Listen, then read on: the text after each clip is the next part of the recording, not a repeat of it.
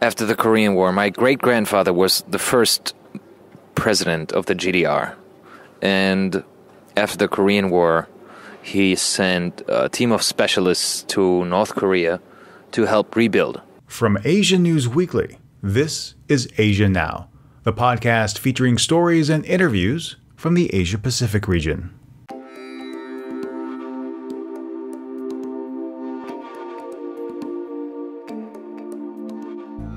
Just how does Seoul plan to manage the difficult task of unifying the peninsula? President Park is learning from those who did it once before. It's one conversation taking place in Germany now.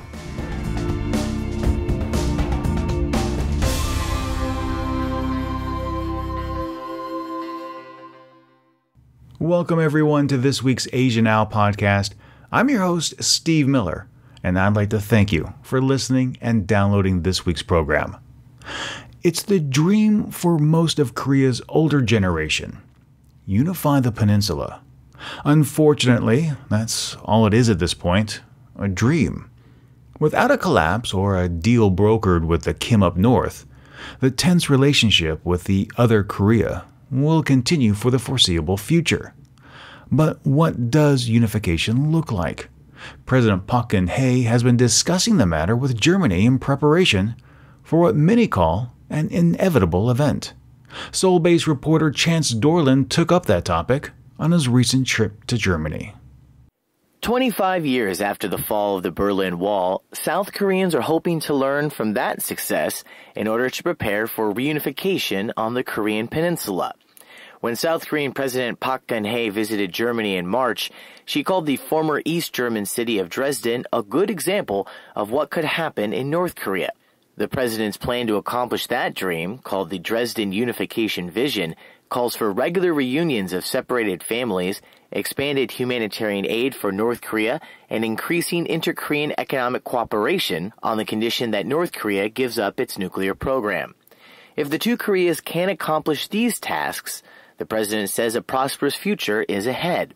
But Seoul Mayor and possible presidential candidate Park Won-soon says the president's hardline stance towards North Korea is not working.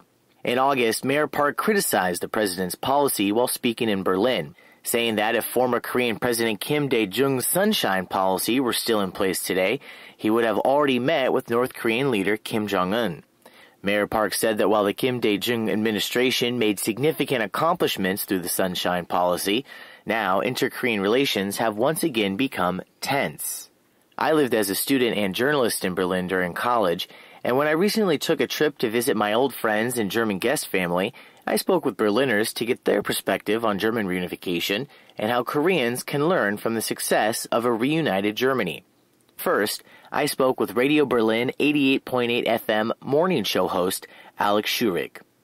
Things have changed completely in Germany. I mean, I grew up under the impression that Germany will always be divided in two parts. And then all of a sudden, one night, they said the wall has come down. And so I was born and raised in the west part. And so I could easily travel to the eastern part. And that was when I moved to Berlin. And so I'm a citizen of all of Berlin. You know, most people who grew up here, they're either East or West Berlin. But I came to Berlin after 1989, so I know the city as a whole. And as far as I'm concerned, I think growing together works. I mean, every once in a while there's something that, like an obstacle in the way or so. Or sometimes when you talk to people, you talk about different things that happened long time ago. But basically it works all well. And I think all Germans identify themselves with the new country, the new big country. When I lived in Berlin in 2008 and 2009, I remember some people mentioning how expensive it was for West Germany to pay for improvements in the East. I asked Alex what he thought of those criticisms. The thing is, I started earning money when we already had to pay for the reunification process, so I grew up with that. I'm used to that. I think it's useless bragging about spending money from west to east. I mean, obviously you have to do that. I mean, there's no other way. If you want the whole thing to be one, the richer part has to support the poorer part. There's no debate about that. I mean, you couldn't say, okay, we're here, we are the rich West, and I don't care about what happens in the East. I mean, that's ridiculous. So there has to be something, we called it the solidarity tax, and I think that was a very useful tool. At the end of the month, you have less money in your pocket, maybe, but it doesn't make sense to really argue about that. And finally, I asked Alex's advice for a country like South Korea as it works towards reunification with the North. Probably one of the things in the euphoria of the reunification, some politicians like former Chancellor Helmut Kohl, they were very enthused about what was going to happen, and he said something about in a couple of years we'll have blühende Landschaften, which means we'll have landscapes full of flowers and richness and stuff. And obviously that was not the case because economically it took a while to get along. So that's the one thing. Don't freak out about your optimistic views of the future. And the other one is, it's two political systems that had to be unified under one roof. And obviously, I think there was injustice in Eastern Germany because it was not all democratic. They had a secret police, and they had people thrown in jail for political reasons and stuff like that. And it's a very, very tricky process to be just when the political system that obviously was not just is overcome. My name is Alex Schurig, and I'm the morning host of Radio Berlin 88.8. During my Berlin trip, I was fortunate enough to meet a young man with connections to both East Germany and North Korea. I asked the 30-year-old Jacob Grotval to explain his family's unique history, his thoughts on living through German reunification, and what Korea can learn from the fall of the Berlin Wall. After the Korean War, my great-grandfather was the first president of the GDR. And after the Korean War, he sent a team of specialists to North Korea to help rebuild. So my grandparents were both... my grandparents on my father's side were both architects, and they helped build schools, kindergartens, and hospitals in Hamhung, if I'm pronouncing that right. And my father was born while they were there. So he was born in Pyongyang.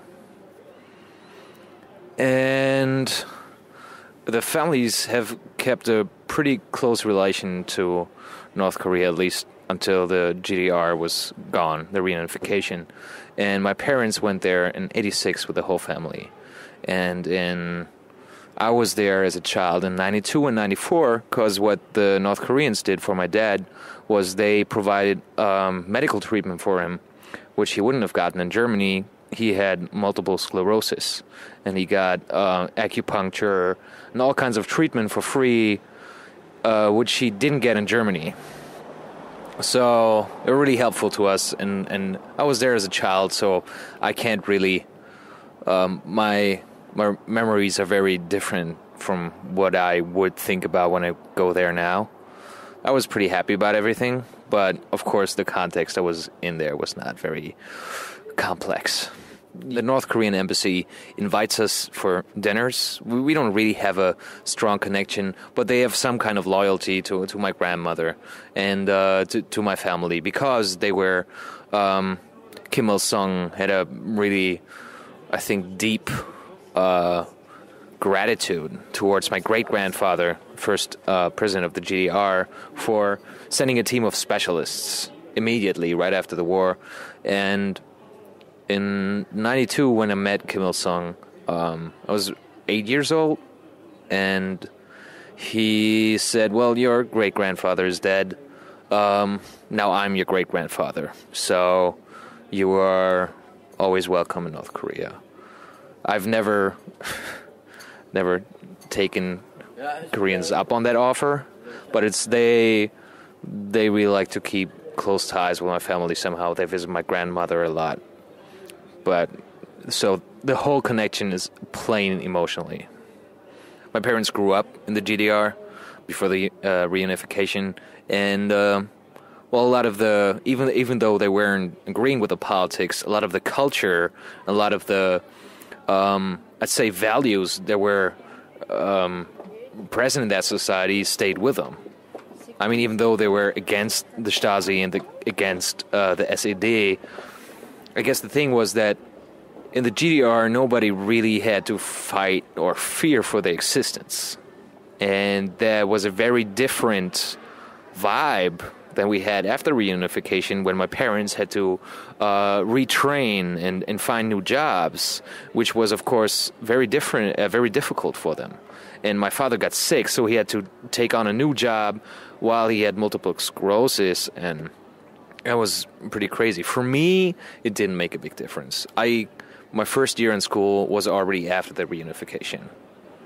I didn't witness a lot of changes, but what I can say is that my sister was just 5 years older than me, and I have very different looks upon this. To me, my first year in school, in elementary school, was already after reunification, but she went to school 5 years earlier. So I was never really raised in the GDR, and I have no ties to East Germany or East Berlin, more specifically than to West Berlin, but my sister feels a lot more at home in East Berlin. I live in West Berlin now, which is very different.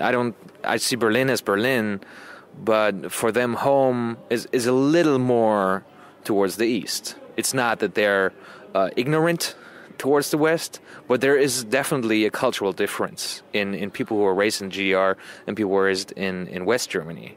And I'm the first generation, basically, that doesn't have that. I mean, I have... my parents raised me, so I have some of the values that they passed on and they learned. But really, I have friends from all over the place. And the thing I think about the reunification is that, well, of course, as winners in history do, they like to condemn the previous system to, well, make their system look good. And to clearly show, well, we won, and what they did was bad. But what they don't seem to see, or what a lot of people from East Germany might think is wrong, is they condemn everything. So they don't just condemn the Stasi and the SED and the dictatorship and the murders on the Berlin Wall, which is right to condemn, but they also say the school system was bad, which they then reverted back to later when they saw, oh, our school system is bad. Theirs was better because it was based on Finland's school system. Well, whatever. And so they condemned everything, and what they kind of do is also condemn the identity of those people, because, of course, the life in the GDR was part of their identity. Politics maybe wasn't, but the life was. So making fun of everything that was part of the GDR, or making everything bad and being insulting towards everything that was in the GDR, and saying, well, you guys had nothing.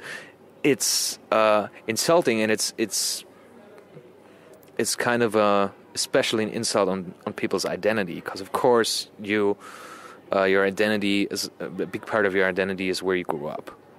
For me personally, I can say I'm really happy, because I wouldn't have been able to go to all those places that I've been to, which is, I mean, all over West Europe, and I was an exchange student in the United States, which is now my home away from home, and it's kind of like North Korea.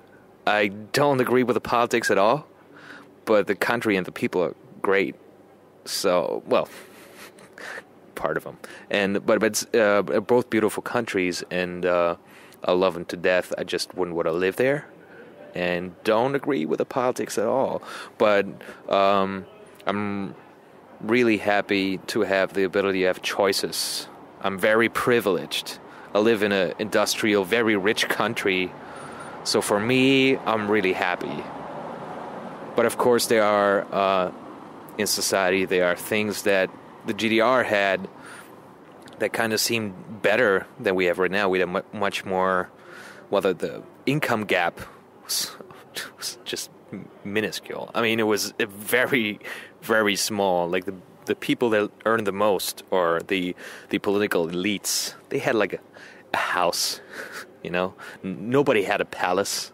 Nobody had 5 cars. Well, maybe somebody did, but it wasn't. The income gap wasn't that big, and poverty was a problem for society, but wasn't as much an individual problem. I also spoke with other Germans I knew or met on the street to get their take on German reunification and how its success can help other countries unify.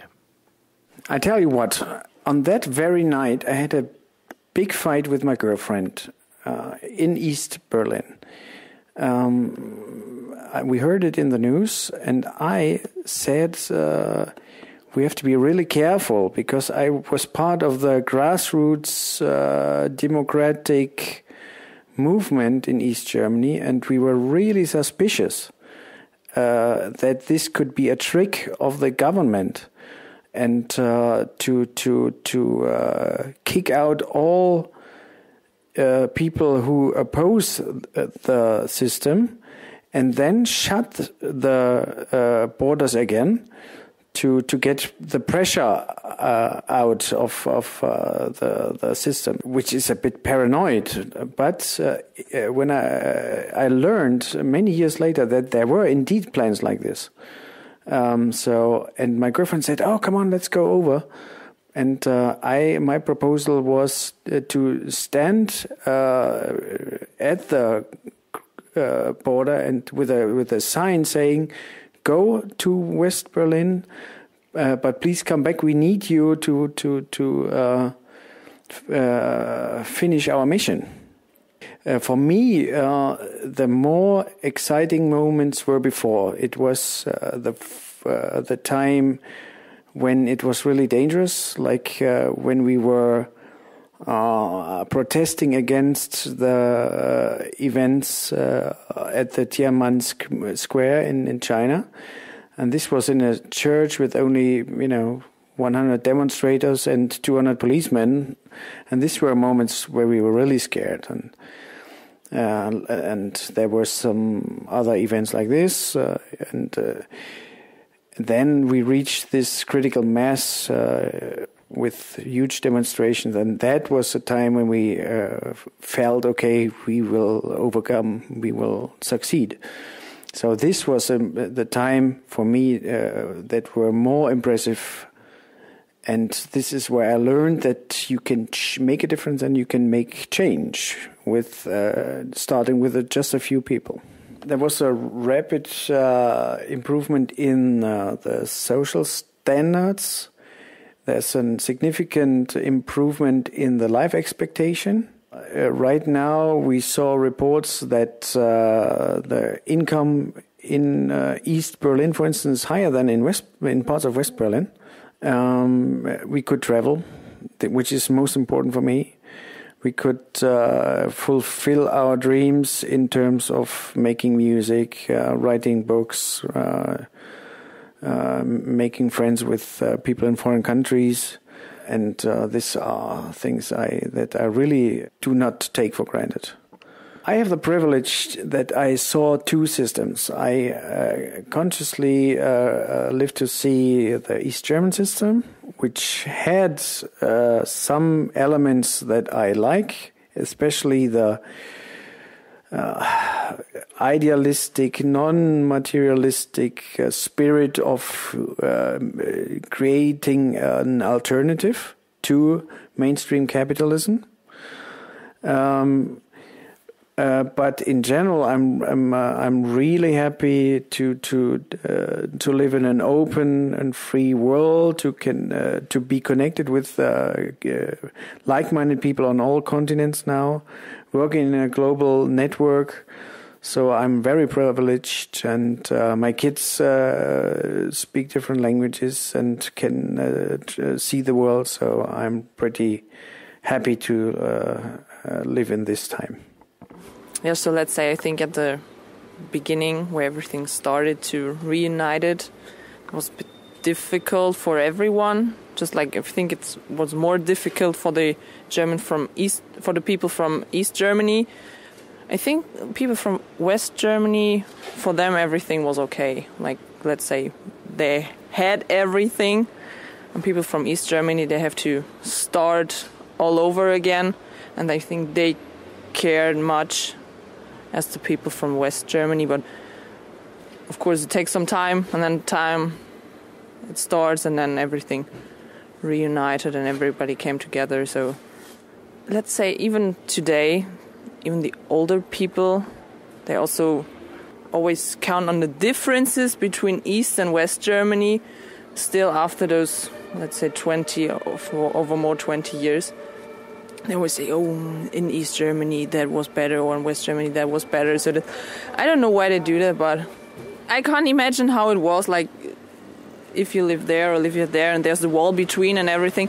But I think one big Germany is much better than two separate ones. Well, it was a great feeling, of course. I myself, I saw it as a child when the wall was built, and so I was happy when it was gone. I saw the changes still till today, that the buildings and the villages and all the towns were in a very high standard now in Eastern Germany, and it's like another country. Yes, it was important because it's one people, you know, and several people had fathers or mothers or sisters in the east side or in the west side, and it was good to have it become good. And from the economical view, it's good also, you know. We are strong economic, even if it takes time, you know, which is normal. From Seoul, South Korea, I'm Chance Dorland, reporting for SeoulItUp.com. Chance Dorland is a broadcast journalist in South Korea and runs the website SeoulItUp.com. So, what could a North-South unification look like? According to a Financial Services Commission report, at least $500 billion is needed to bring North Korea to parity with South Korea. It is a ton of money and shows the enormity of the task before Seoul. To put things into perspective, West Germany's GDP was only 10 times that of East Germany's. Unification was not smooth for Germany. In fact, it was quite rough. Imagine what it would be like for the Koreas, as South Korea's GDP currently sits at 43 times that of the DPRK. But what do you think? Should the Koreas unify? If so, what lessons can be learned from Germany, and what steps should be taken? I'd really like to thank Chance for contributing to this week's Asia Now. You can connect with him at Chance Dorland on Twitter. If you haven't found me on social media, it's quite easy to do. You can go to Facebook and look for the Asia News Weekly Facebook page, or you can find me at Steve Miller ANW on Twitter. You can also send an email to the show with your questions, feedback, or even your comments. Just drop a line to podcast@asiannewsweekly.net. If you go to our website, you'll be able to play and download every single one of our episodes.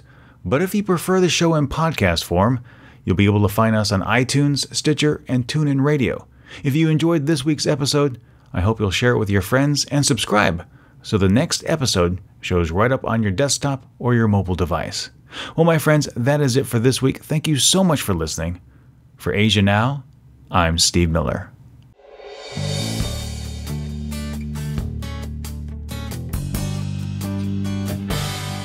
Asia Now is licensed under a Creative Commons Attribution 4.0 International License.